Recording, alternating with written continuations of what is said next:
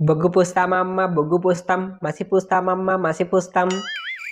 ఎవరు పాప నువ్వు ఇలా వచ్చావు? సార్ నేను మీ సినిమాలో యాక్ట్ చేయడానికి వచ్చిన. ఏంటి మళ్ళీ ఇంత అందంగా ఉన్నావు? మేకప్ వేసుకోలేదా? ఇంకా లేదు సార్, నేను చైల్డ్ ఆర్టిస్ట్ ని. నువ్వు ఎవరైతే నాకేంటి? రేయ్ బొగ్గు పొడి ఇవ్వండిరా. ఓం బూమ్ బుష్.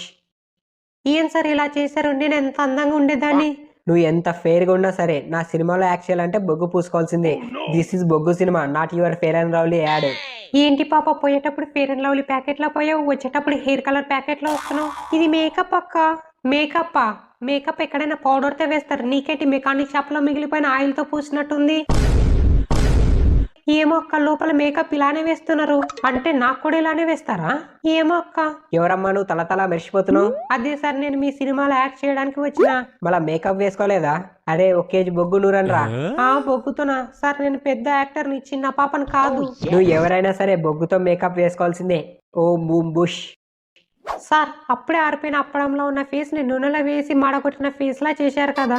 పీస్ వాటర్ జిక్ అంటే ఇలానే ఉంటుంది. అవును, మీరు బొగ్గు పూసుకొని మంచి ఫేమ్ తెచ్చుకుంటారు కదా, నాకేమిస్తారు? ఒక 1/2 కేజీ బొగ్గు మసి ఇస్తాలేండి సార్. ఏంటి 1/2 కేజీ బొగ్గు ఇస్తావా? You are rejected in my cinema. ఏంటి సార్ అలా అన్నారు? నా బొగ్గు పూసుకొని నా సినిమాలో నటించి ఫేమ్ తెచ్చుకొని కేవలం 1/2 కేజీ బొగ్గు ఇస్తారా? మళ్ళీ ఎంత కావాలి సార్? మినిమం ఒక టిప్పర్ బొగ్గు కావాలి. సార్ బ్రో, అంత బొగ్గు కావాలంటే ఈ సినిమాకి నాకు ఇచ్చిన రెమ్యునరేషనే సరిపోద్దు. మీకు ఫేమ్ కావాలా రెమ్యునరేషన్ కావాలా? ఫేమే కావాలి. అయితే ఓ టిప్పర్ బొగ్గు ఆర్డర్ చేసుకోండి. చా, నేను సినిమాలో యాక్ట్ చేయడానికి వచ్చినానా, సింగరేణి బొగ్గు గనుల్లో పని చేయడానికి వచ్చినానా? అయినా బొగ్గు నల్లగానే ఉండాలా, తెల్లగా కూడా ఉండొచ్చు కదా. ఏంటి నీళ్ళు బ్రో, ఇది టిప్పర్ బొగ్గు ఆర్డర్ చేసుకోవాలా? మళ్ళీ పీస్ వాటర్ అంటే ఏమనుకున్నావు? Peace plus water, peace water బొగ్గు దీర్ఘ సంధి. ఏంటి ఎత్తుకింగ్ బ్రో, నువ్వు ఇంకా బొగ్గు పూసుకోలేదా? పూసుకుంటారు సార్, పూసుకుంటా, నేనే పూసుకుంటా. నీళ్ళు బ్రో, నాదొక డౌట్ అడగొచ్చా?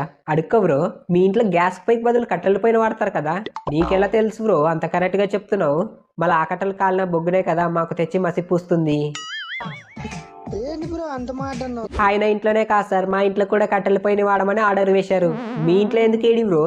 మళ్ళీ మీ అందరికి మేకప్ వేయడానికి బొగ్గు కావాలి కదా సార్. ఏంటి నీళ్ళు బ్రో, అసిస్టెంట్ డైరెక్టర్స్ కూడా వాడుకుంటున్నావా? అంటే బొగ్గు తక్కువ అవుతుంది కదా, అందుకే వాళ్ళని కూడా వాడాలి కదా, తప్పదు. సార్ మేము మీతో కొంచెం మాట్లాడాలి. వెళ్ళండమ్మా వెళ్ళండి, ఇప్పుడు మీకేం అవకాశాలు లేవు. ఇప్పుడే ఎన్టీఆర్, ప్రభాస్, KGF 3 అని చాలా బిగ్ ప్రాజెక్ట్స్ ఉన్నాయి. ఎవరు బ్రో వాళ్ళు? Producers bro. నాతో సినిమా చేయి, నాతో సినిమా చేయని వెంటబడుతున్నారు. సార్ మేము ప్రొడ్యూసర్స్ కాదు, BID బొగ్గు ఇన్వెస్టిగేషన్ డిపార్ట్మెంట్.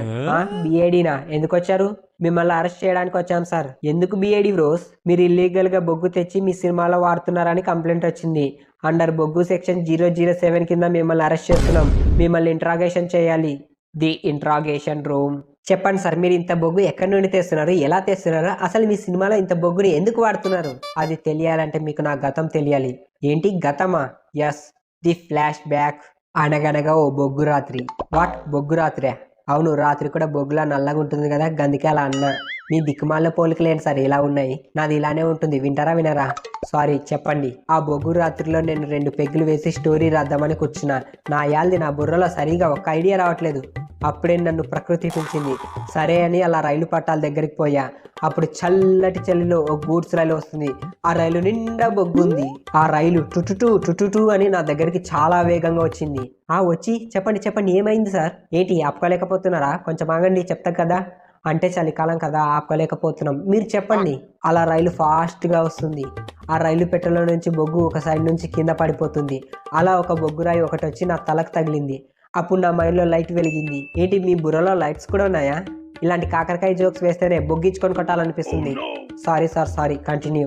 అలా బుర్రలో లైట్ వెలగగానే నాకు టన్ ఒక ఐడియా వచ్చింది. మనం ఎందుకు బొగ్గుతో సినిమా తీయకూడదని. ఇంకా అప్పుడు పరిగెత్తుకుంటూ వెళ్ళి స్టోరీ రాసా. నా సినిమా అంతా బ్లాక్ షేడ్స్ వేయాలనుకున్నా. అప్పుడు KGF తీసా. కానీ KGFలో ఉన్నది బంగారం కదా. అవును, మా అమ్మకి బంగారం అంటే చాలా ఇష్టం, అందుకే మనసు చంపుకొని బొగ్గు ప్లేస్లో బంగారం పెట్టా. కానీ సినిమాలో యాక్ట్ చేసిన ఆర్టిస్టులందరికీ బొగ్గు పూసా. సినిమాలో బ్యాక్గ్రౌండ్లో బ్లాక్ షేడ్స్ వేసా. అలా నాకు బొగ్గు అంటే ఇష్టం ఏర్పడింది.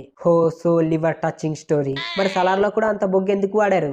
చెప్పే కదా, బొగ్గు అంటే నాకు ఇష్టం, నాకు ప్రాణం. అసలు బొగ్గు లేకుండా నేను ఉండలేను, అది నా బలహీనత. మీ స్టోరీలో లాజిక్ లేకపోయినా ట్రాజిక్ ఉంది, సో మేము మిమ్మల్ని వదిలేస్తున్నాం. ఏంటి నీల్ బ్రో, మీ బొగ్గుల స్టోరీ వెనకాల ఇంత బొగ్గు ఫ్లాష్ బ్యాక్ ఉందా? ఫ్లాష్ బ్యాకా బొగ్గా బ్రో? ఏదో ఒక కట్టుకథ చెప్పా, పిచ్చనా సన్స్ నమ్మేశారు. మళ్ళీ రియాలిటీ ఏంది బ్రో? యాక్చువల్లీ నాకు ఓసీడీ ఉంది బ్రో. నాకు కలర్స్ అంటే నచ్చదు, చిరాకు యాక్. నేను వేసుకునే బట్టల్లో కూడా ఎక్కువ కలర్స్ వాడను. మంచి మంచి కట్టుబాట్లు బ్రో. మంచి మంచి కట్టుబాట్లు సార్. అంటే నీ స్టోరీ లైనప్స్ మొత్తం బొగ్గుతోనే cinema తీస్తావా?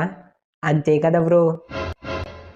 Bro Salaar pre release funny spoof అని 2 వీడియోస్ చేశాను, అవి ఎండ్ స్క్రీన్లో ఇస్తా చూడండి.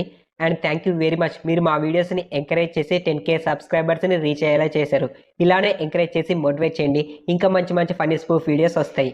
అండ్ మీరు ప్రభాస్ అన్న ఫ్యాన్ అయితే ఈ వీడియోని లైక్ షేర్ చేసి జై రెబల్ స్టార్ అని కామెంట్ చేయండి. అండ్ ఛానల్ని సబ్స్క్రైబ్ చేసుకొని పక్కన ఉన్న బెల్ ఐకాన్ ఆన్లో పెట్టుకోండి, లెవెల్ అయిపోద్ది.